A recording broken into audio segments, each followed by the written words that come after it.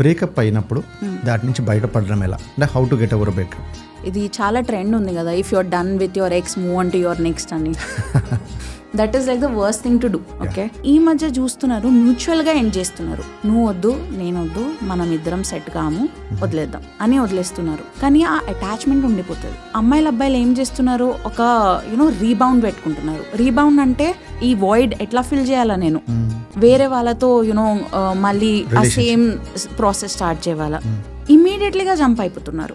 First of all, once you're done with the relationship, మీరు మీకోసం ఒక 6 months గ్యాప్ ఇవ్వాలి.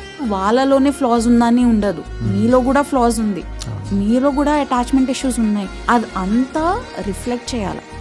థెరపీలో బ్రేకప్ తర్వాత చాలా మంది వస్తారు టు అండర్స్టాండ్ ఏం ప్రాబ్లం ఉంది వాళ్ళు. హీల్ అయినాక they have to go to a new relationship.